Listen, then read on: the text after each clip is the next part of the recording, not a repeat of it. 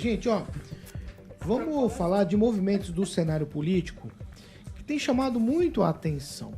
Eu fico prestando atenção no que os meus colegas falam todos os dias aqui, prestando bastante atenção também no que eu leio nos sites de notícia sobre a movimentação política. Eu vou trazer para vocês aqui alguns movimentos dos últimos dias de partidos e de pré-candidatos aqui em Maringá. Certo? Vamos lá. Eu começo falando... Você está prestando atenção em mim? Não, né? Ricardo, você está ouvindo outra pessoa. É porque eu preciso falar com você. É porque eu vou falar do Carlão. Carlão que antigamente todo mundo conhecia como Carlão do Podemos. Então, Carlão, primo do Osmar e do Álvaro. Exato. Então, esse aí, o Carlão conseguindo partidos políticos, de fato, para tentar viabilizar uma candidatura de Cláudia Bock, que está no Democracia Cristã, e aí o Carlão está tentando, viabilizando PRTB, que é o Partido Renovador Trabalhista Brasileiro, e o PMB. Partido agora, o nome é Partido por Mais Brasil, antigo Partido da Mulher Brasileira. Então esse é um cenário. Todo mundo desacreditou na candidatura de Cláudia Bock. Mas agora, em teoria, 3 partidos. Certo? Certo. Humberto Henrique, em Brasília, com Lula. Afinal de contas, o governo federal vai mesmo apoiar essa candidatura em Maringá?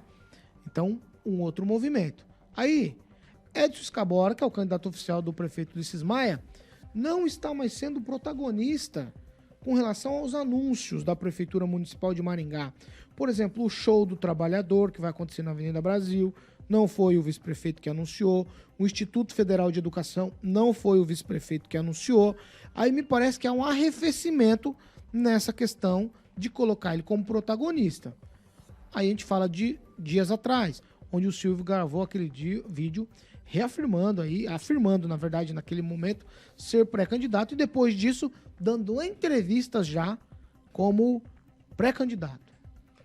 Outra situação, pré-candidato Evandro Oliveira circulando em vários locais, em ritmo de campanha, locais que em tese ele não frequentaria, mas está frequentando. Wilson Quinteiro conseguiu partido, mas ainda não conseguiu viabilidade no cenário de quem fomenta os bastidores. Do que é que eu estou dizendo aqui? Wilson Quinteiro conseguiu um partido, mas ninguém fala do nome dele para vice, ninguém de fato o absorveu como pré-candidato. É mais uma informação dos últimos dias. Professora Ana Lúcia Rodrigues, que se coloca como pré-candidata, faz hoje um evento reunindo vários políticos e pré-candidatos para tratar de algo que pode ser colocado para votar também no dia da eleição. Um plebiscito, vamos chamar assim. Então ela reúne na Câmara hoje vários pré-candidatos e vários políticos importantes para uma reunião. É mais uma movimentação do cenário político. E aí a pergunta que vai para todos vocês, Daniel, Kim, Pamela e Ângelo. Existe aqui uma definição já dos nomes ou ainda é somente especulação? Porque, de fato, essas movimentações, eu acho que elas querem dizer muito mais do que, de fato, elas dizem quando você olha num primeiro momento. Ângelo Rigon. Tá, vamos só dar um toque. Esse negócio da Ana Lúcia, esse evento, se eu não me engano, estava programado para a semana passada, né? Acho que não virou, veio para hoje. Não precisava dele. Basta consultar o site do TSE, que tem todas as regrinhas de como fazer, junto com a eleição, uma pesquisa, uma consulta popular. E nesse caso que ela quer incluir, são duas perguntas, não se casam com o que a lei determina. Então não adianta, vai ser um evento furado, quem for só vai para aparecer em foto e botar na rede social, porque na prática não pode, o TSE não permite. Tá, essa é uma situação. Você quer que eu tique um por um aqui para você falar? Não, você fica à vontade. Já demorou o suficiente. Vai. Aí nós temos no Silvio, no PP, o Silvio repetindo 2014, sendo candidato até o irmão dele falar não é mais candidato.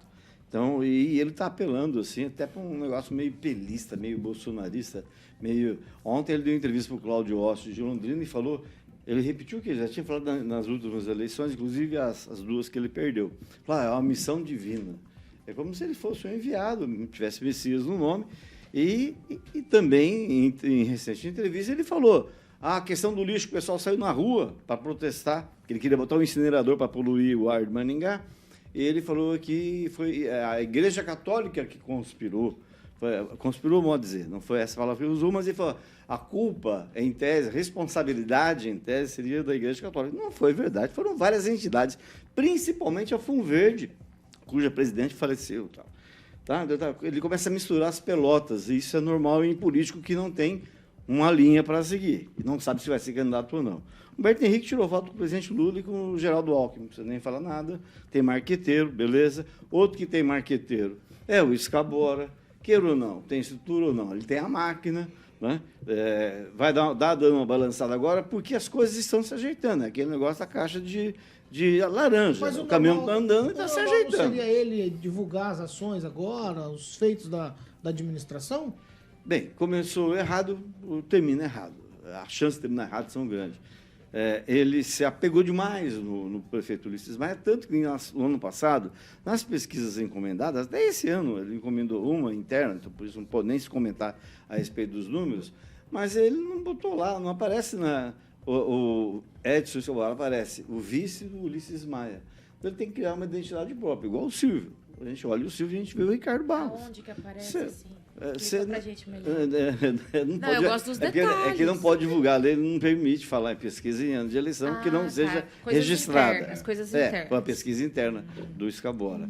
Então, aí você vê. Então, você olha no Silvio, você vê o Ricardo. Você olha no Escabora, você vê o Ulisses. Agora, você vai olhar no Escabora e ver o Ulisses, até quando? Eu não sei.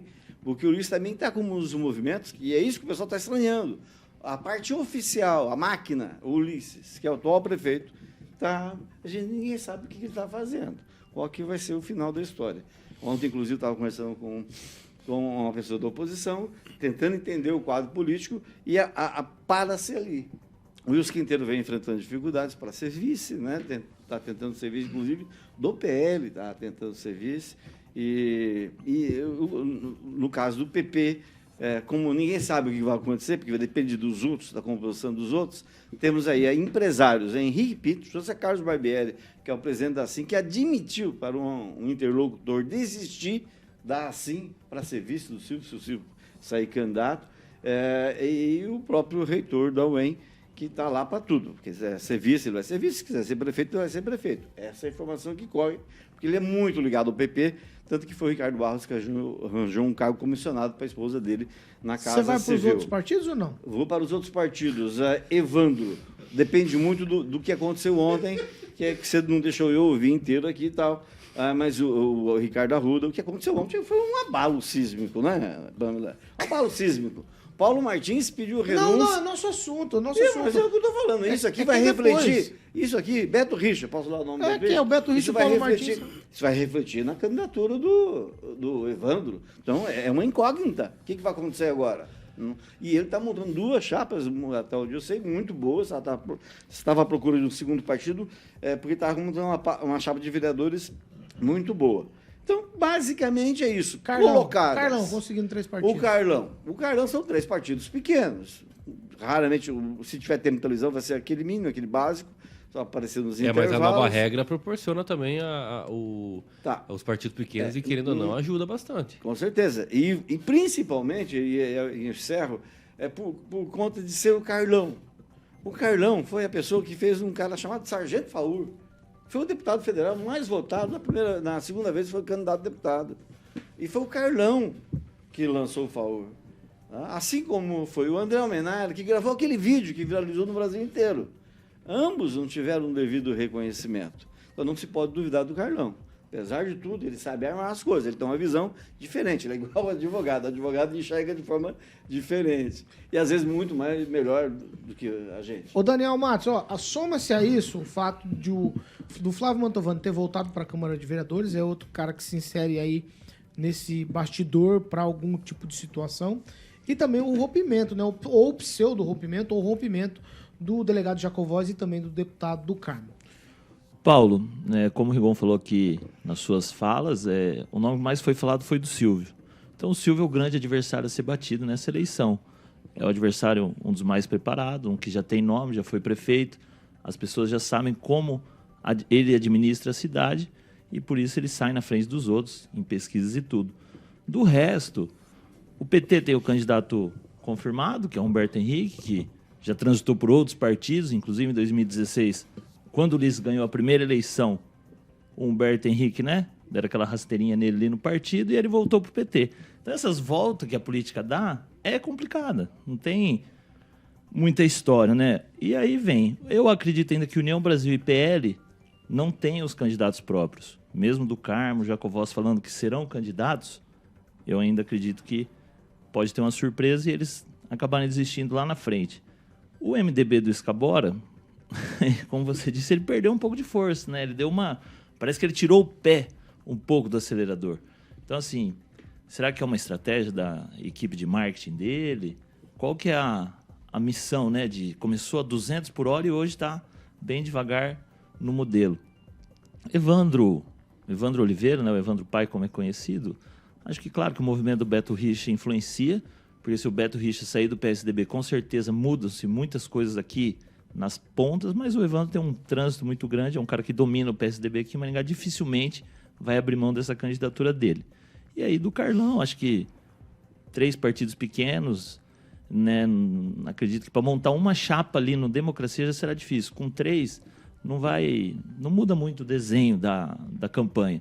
Então, o grande coro da campanha, é o PP do Silvio contra os outros candidatos. Mas aí, se do Carmo acabar desistindo, PL também acabar desistindo, há uma grande chance dessa eleição ser no primeiro turno, Paulo. Kim Rafael, quero te ouvir sobre esse... É um pacote, na verdade, Kim. Eu estava prestando atenção, como eu falei no início, em todos os movimentos de quem se coloca como pré-candidato ou dos partidos que falam que tem pré-candidatura. Você acha que está mais ou menos definido por isso aqui ou ainda muita coisa vai mudar, como disse o Daniel? Muita gente que vai e não vai por conta de outras ainda arestas que precisam ser aparadas? Paulo, tem muitas coisas que você acabou falando e trazendo para nós aí.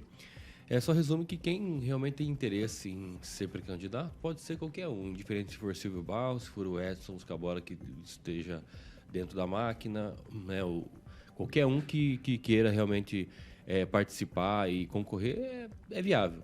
No entanto, até o fechamento da janela partidária, vai rolar ainda muita coisa, né? Alguns candidatos aí, como o Ângelo, né, falou sobre a Ana Lúcia, querendo fazer algo que já existe previsão, aí que é só realmente reunir, mas será que vai vingar? Será que não vai flopar? Né? Outros candidatos já têm a sua linha de raciocínio no que vai trabalhar, já está seguindo o mesmo rumo, né? O Silvio Barros, enfim, mas ainda não dá para contar porque o histórico dele não é muito bom em dar continuidade à sua candidatura, já que desistiu na própria 2020, que ele acabou também sendo pré-candidato, veio até aqui, falou que ia ser e acabou não sendo. Aí tem outros candidatos que se preocupam mais com os Estados Unidos, né? Postam coisas tipo, assunto importante para observar nessa semana. A Câmara dos Deputados dos Estados Unidos deve votar um projeto de lei para obrigar a empresa chinesa dona do TikTok. Tipo, o que tem a ver com Maringá? São situações. Todo mundo tem interesse em ser hoje pré-candidato, mas quem efetivamente Maringá vai escolher? Entendeu? Quem está realmente preocupado com a cidade? Um que ficou 8 anos aí, e poderia ter feito diferente do que está resultando essa Maringá, buraqueira, etc. e tal, muitas deficiências que nós já estamos cansados de falar. Hospital da Criança, o que vão fazer com ela, né? Assim, a saúde em torno, enfim, tudo. Maringá hoje está num cenário muito crítico com coisas relacionadas a arroz e feijão. O que realmente o pré-candidato ou o candidato efetivamente vai fazer para que Maringá mude? E se torne realmente a cidade melhor de se viver do país, né? Porque hoje eu não sei se ela figura entre o top 3. Isso é só pedir, ir ali na esquina, começar a conversar com o povo, fazer aquelas entrevistinhas que tinham, as empresas geralmente mandavam um monte de gente, estagiário, fazer. Vamos fazer aqui umas perguntinhas? Vamos fazer umas perguntinhas então, mas real, sem político por trás ou qualquer empresa de pesquisa. Vamos fazer, nós aqui, vamos fazer. Para ver se realmente é isso que Maringá está precisando. Então, assim, muita coisa para rolar, Paulo. Eu acho que é muita informação, mas tem coisas que vão acontecer, não só até a janela partidária, mas depois, até as convenções. Ô, Pâmela, se você esqueceu de algum item desse que eu citei aqui, você pode me perguntar que eu falo novamente. Mas eu vou tocar a bola para você, vai.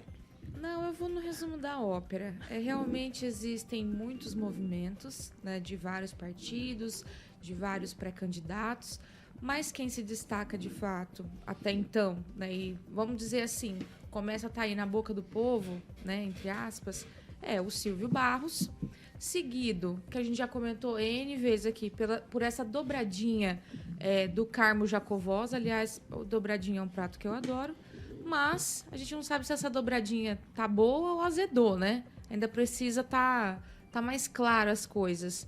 Será que o Jacovós simplesmente desistiu de ser vice e quer ser uma pessoa com uma candidatura solo? Ou ele desistiu da disputa? Ainda não está tão claro essa situação entre o Carmo e o Jacovós. E aí entra o Escabora, né? Porque tem a esposa do Jacovós que ainda está na prefeitura como secretária. Então, eu percebo que após esse movimento do Jacovós é que começou também a campanha do Escabora, então, a adotar esse tom mais neutro, digamos assim, né? Porque ele estava a 200 por hora. Fato, a gente comentou aqui no programa várias vezes, né? Os eventos da prefeitura, por vezes, é ele que comparecia, o Ulisses nem comparecia, então estava muito claro que ele era o candidato da gestão. Mas, depois desse... não sei como é que eu posso chamar dessa mudança ali naquele anúncio, né, do Carmo do Jacovós de ter uma parceria, depois dessa mudança, aí também mudou um pouco o tom ali da pré-candidatura do Escabora. E me parece que a coisa toda circula ali entre esses 4 nomes por enquanto. Pode mudar muita coisa? Não sei, estamos aí em março, né, indo para abril praticamente. Eu acho que a tendência agora é se definir mais os nomes, certinho, quem vai de vice, quem vai de cabeça de chapa, e aí as coisas vão se desenhando mais, mas pelo que a gente sente, são esses 4 nomes aí que estão chamando mais atenção.